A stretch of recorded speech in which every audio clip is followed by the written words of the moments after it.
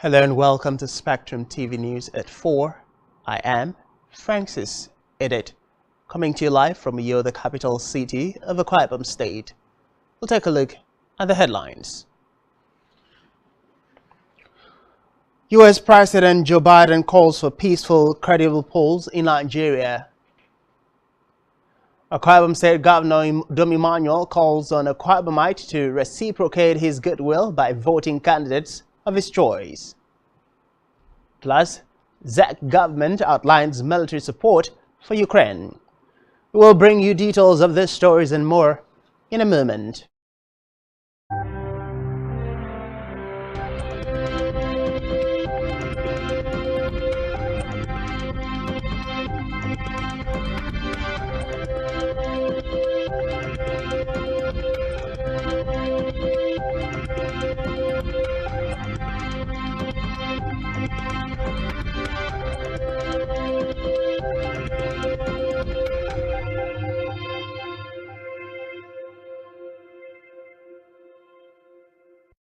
Many thanks for joining us. First in the news this afternoon is a report that U.S. President Joe Biden has called for peaceful and credible 2023 general elections in Nigeria, saying the citizens deserve a chance to do so.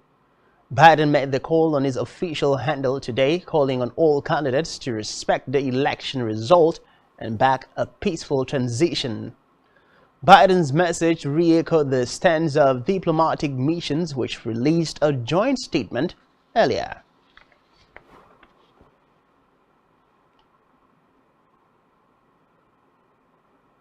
In the meantime, President Muhammadu Buhari has called on candidates of political parties to accept the outcome of the 2023 general elections. The president asked the respective candidate to respect the choices of the electorates, reminding the political class and their supporters that the Independent National Electoral Commission (INEC) is the agency empowered by law to announce the results. Buhari also assured Nigerians that his administration will continue to do the utmost best to deliver a free and fair election. According to him, his administration has worked hard to ensure a legacy of free, fair, credible, safe, and peaceful elections.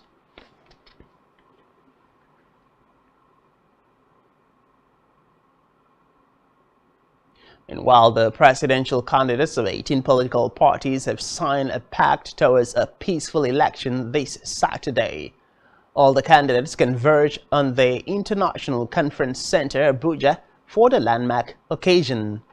Among the presidential candidates present were Bola Tinubu of the APC, Peter Obi of the Labour Party, Atiku Abubakar of the PDP, Rabiu Kwankwaso of the NNPP, and Dan Nwayawu of the ZLP. Some of the Peace Committee members present included General Abdul Salami Abubakar, Bishop Matthew Kuka, and Sultan of Sokoto Alhaji Saad Abubakar III.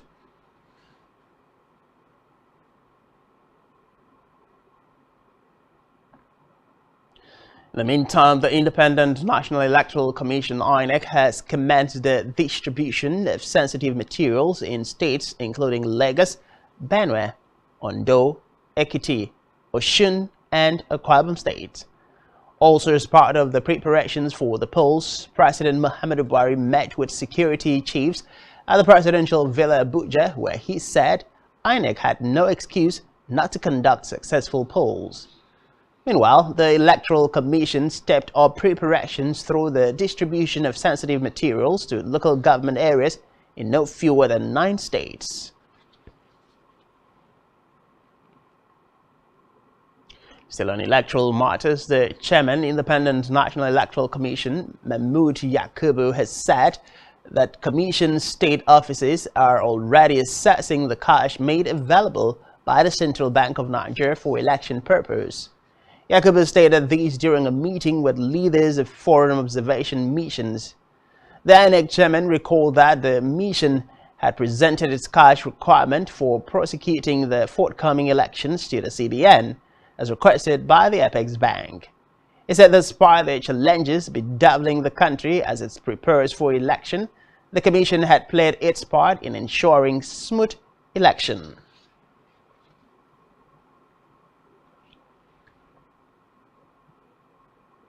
In another development, the Inspector General of Police, Usman Baba Al-Khali, has ordered a restriction of all forms of vehicular movements on roads, waterways and other forms of transportation from 12 a.m. to 6 p.m. on election day.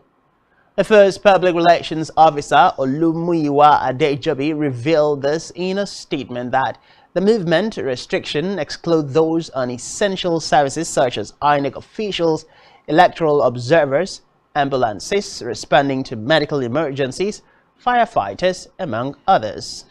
According to him, the restriction is part of the measures put in place to ensure a safe, secure, and conducive environment for the conduct of elections.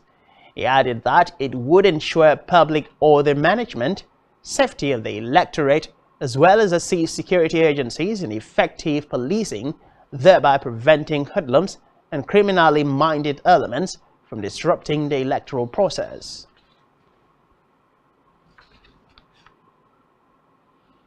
And elsewhere, the Economic Community of West Africa Observer Mission to Nigeria has implored the federal government to proactively address the fuel and scarcity that citizens of the country are facing.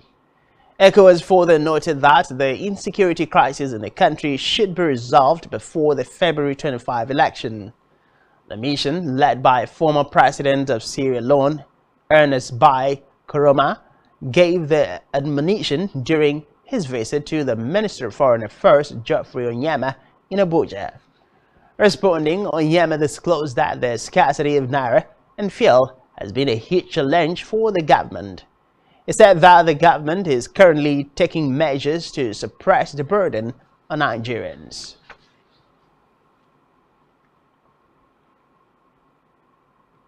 Meanwhile, the chairman of the Economic and Financial Crimes Commission, EFCC, Abdul Rashid Bawa, has raised the alarm over alleged plans by politicians to buy votes in kind and cash ahead of Saturday's general elections.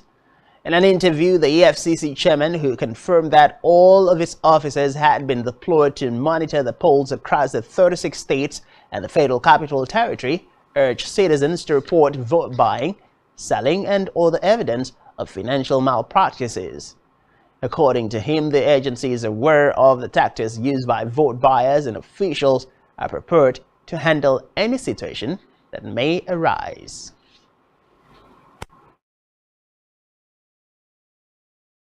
My name is Abdurrashid Bawa, the Executive Chairman, Economic and Financial Crimes Commission. I want to use this medium to urge all Nigerians to eschew all manner of electoral fraud, either through vote buying, vote selling, or fraudulent manipulations of electoral processes. I am fully persuaded that we can run our electioneering processes devoid of any form of criminality. Let us all be committed to a free, fair, and credible dealings in the exercise of our democratic rights. Thank you. My name is Abdurrashid Bawa, the Executive Chairman, Economic and Financial Crimes Commission. I want to use this medium to urge all Nigerians. On the Naira redesign, the Attorney General of the Federation, IGF, and Minister of Justice, Abubakar Malami, today said the President Buhari has not acted in breach on the case instituted at the Supreme Court by some state governors over the Naira swap deadline. The AGF said that as far as the rule of law is concerned, that there are many options available.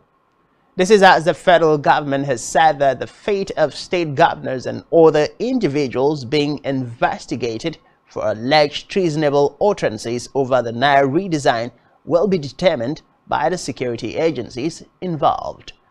The government also said that it was only few individuals that are promoting the interests of some persons that may have gotten their wealth illegally and looted public funds, which they intend to use to influence the electorate in the forthcoming elections.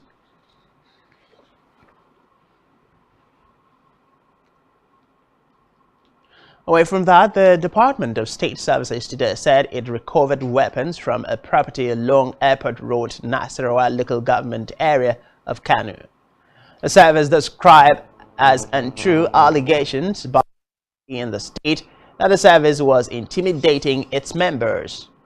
Although the service In a statement by its spokesperson, Peter Afunanya explained that the DSS preparedness for the elections did not disclose the party, but checks by newsmen revealed that the Kano State chapter of the New Nigeria People's Party had accused the service of intimidating its members and carrying out raids on its campaign offices in the state.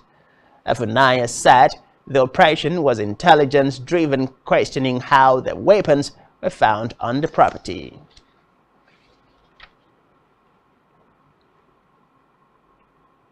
And back here, ahead of this Saturday's election, Governor Dom Emmanuel has called on the people of Akwa Ibom State to reciprocate the goodwill of his administration and vote for PDP candidates.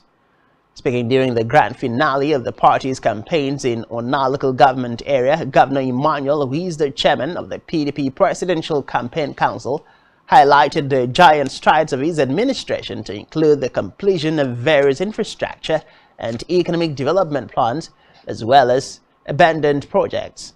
According to him, the PDP presidential candidate Atiku Abubakar has the wherewithal to salvage Nigeria from the current economic downturn and restore her to the path of prosperity. Governor Emmanuel also acknowledged his respect for the power rotation initiated by the elders of Eket Senatorial District, on the basis of which PDP nominated its candidates for the National Assembly. Government House correspondent General reports that they, however, described the gubernatorial candidate of the party, Pastor Omaina, as a humble man whose emergence is a call to service. Our governorship candidate has spoken at different fora, different platforms. Whenever I step out, everybody moves close to me, will just whisper into my ear, "You have a man of capacity. You have a man of integrity. You have a man of courage. You have a man that is very brilliant. You have a man that is very intelligent. You have a man who has run the economy." My head will just say, "God, I thank you." God has chosen this one, a man that is humble, a man that loves the people, a man that will serve the people. I know that he's called to serve, and he will serve creditably. But today, I'm standing here to tell Akwa Ibom people I love you. And to tell Akwa Ibom people, as much as I love you, and I'm today handing over somebody who will even love you more, who will do a lot more than what I've done. Somebody who will go extra mile to make a lot of sacrifices for our people. And please, Paul Apostle said, if I bless you so much materially, is it so much for you? If I bless you so much spiritually, is it so much for you to bless me materially? Akwa Ibom today, by the special grace of the Almighty, and by also the order of my principal, Atiku Abubakar, I'm the chairman of the Presidential Campaign Council in Nigeria. With all the love I've shown for Akwa Ibom, today I'm assured, I've been assured by Akwa Ibom people that they will not let me down. Akwa Ibom will vote PDP en masse.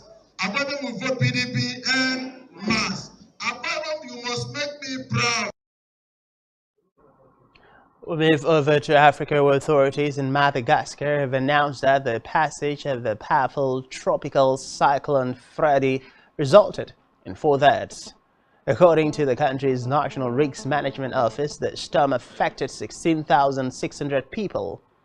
The powerful gust of wind reached around 130 kilometers per hour, contrary to last year's cyclone Batsarai, according to the UN's Office for the Coordination of Humanitarian Affairs, OCHA. Freddy is the first cyclone and the second tropical weather system to hit Madagascar during the current season. Still in Africa, South Africa's government says it will take on nearly 2/3 of the struggling state power company's total debt of $23 billion. This comes as breakdowns of Eskom's power plant, which led to unprecedented power cuts that are damaging the country's economy. The government said that the National Treasury decision should free up money for spending on maintenance, transmission, and distribution.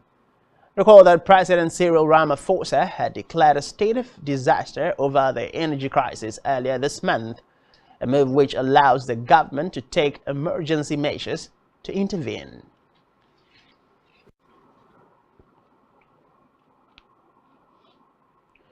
On a foreign scene, the Czech government for the first time has confirmed his military support to Ukraine. Prime Minister Petr Fiala says the country had provided 89 tanks, 226 infantry fighting vehicles, 38 howitzers, 33 multi-launch rocket systems, 6 anti-aircraft systems, 4 helicopters, 1.5 million rounds of ammunition, and 60,000 rockets to assist the Ukraine war. He said that a quarter of the equipment was provided from army reserves and the rest from Czech arms contractors.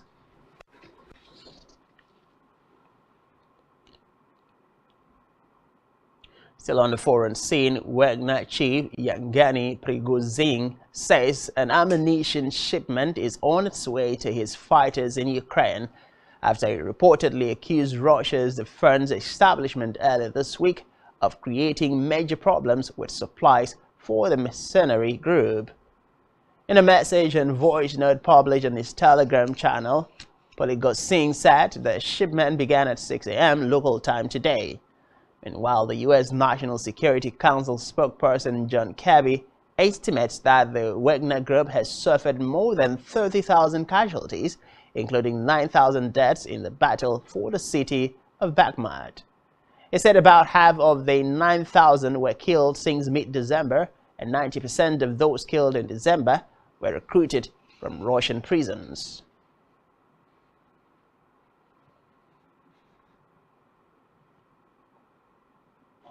Still to come in the news, FIFA invites Edo Deputy Governor Philip Shaibu to Best Football Awards Gala. To stay with us.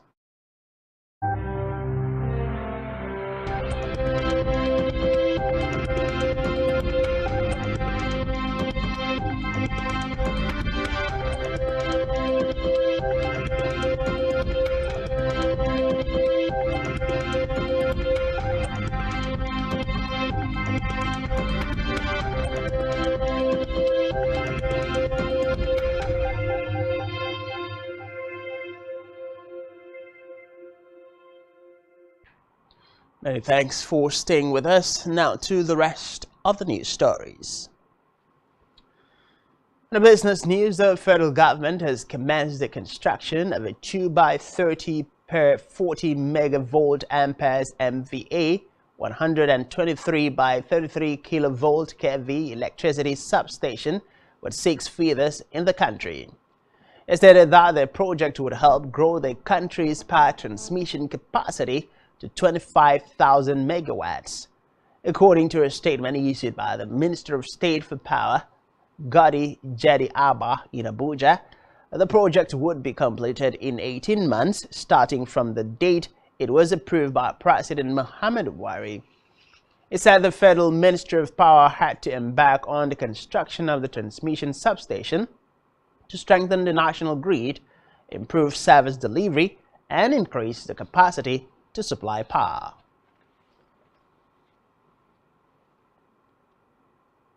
Still in business, severe incidences of flooding in 2022 had slowed Nigeria's gross domestic product GDR growth to 3.10% in 2022 from 3.40% in 2021.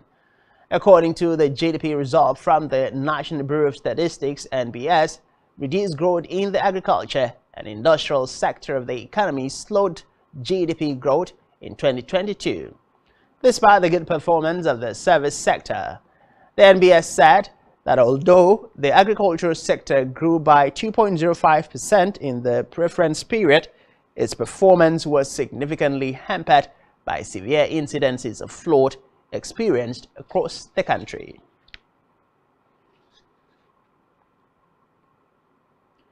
In health, United Nations agencies says 1 woman dies every 2 minutes during pregnancy or childbirth. According to reports, severe bleeding, high blood pressure, pregnancy-related infections, complications from unsafe abortion, and underlying conditions that can be aggravated by pregnancy, such as HIV/AIDS and malaria, are the leading causes of maternal deaths. The Director General of the World Health Organization, Dr. Tedros Ghebreyesus, says while pregnancy should be a time of immense hope and a positive experience for all women, it is tragically still a dangerous experience for millions around the world who lack access to high-quality, respectful health care. Ghebreyesus added that there is urgent need to ensure every woman and girl has access to critical health services before, during, and after childbirth, as well as fully exercise their reproductive rights.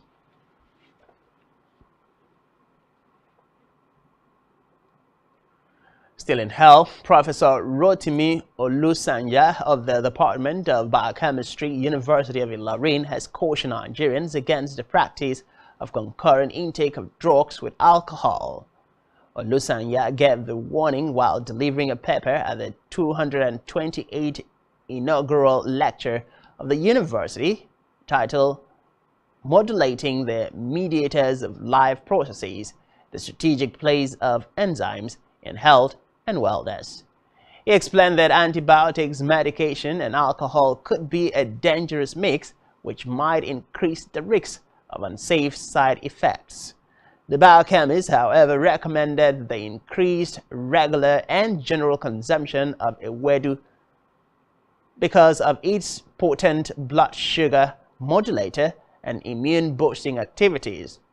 Edon pointed out that Nigeria's common indigenous fresh vegetables, fruits, and nuts were very rich in antioxidants, short peptides, and micronutrients.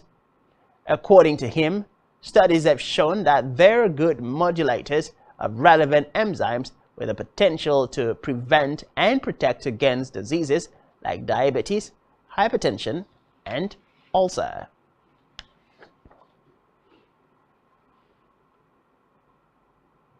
We move to sport now, where the Deputy Governor of Edo State, Philip Shaibu, has been invited by the International Federation of Association Football to the 2022 celebration of FIFA Football Awards.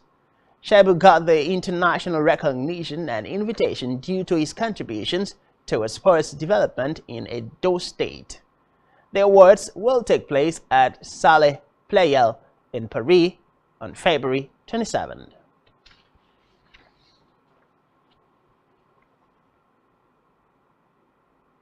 Still in sports, El Kanemi Warriors have sacked their head coach Abubakar Hassan Mai Zumbaru following a string of poor results. The Maiduguri club lost 2-1 against Kwara United in a rescheduled Nigeria Premier Football League clash on Wednesday. El Kanemi Warriors are winless in their last 7 games, losing 6 and drawing 1.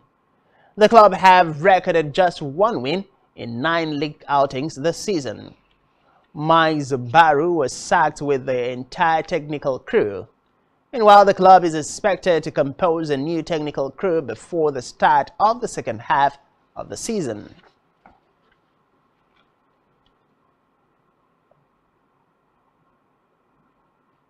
On the entertainment news, Nigerian superstar rapper Falz and multi-talented hitmaker Techno have teamed up for a new conscious record release to motivate Nigerians to exercise their franchise and vote right in the 2023 elections. In the song, Falz addresses issues currently plaguing the country, from fuel scarcity to no cash and alleged police brutality, amongst others. This is reportedly the second time Falz would be working with Techno, as they had previously worked on a song together while they were ambassadors for a telco brand.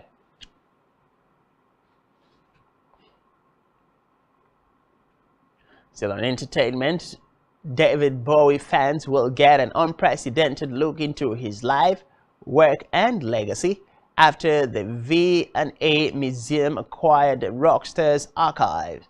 The collection includes more than 800,000 letters, lyrics, photos, stage designs, music awards, and costumes. It also features several instruments owned by the musician, including the stylophone he played on his breakout 1969 single Space Oddity. The archive will go on display in 2025 in a newly created East London venue.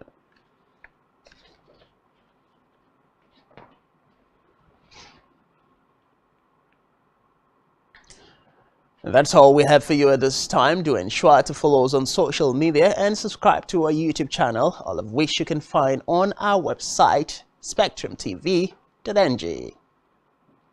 You've been watching Spectrum News at 4. Many thanks for being there. I am Francis Edit.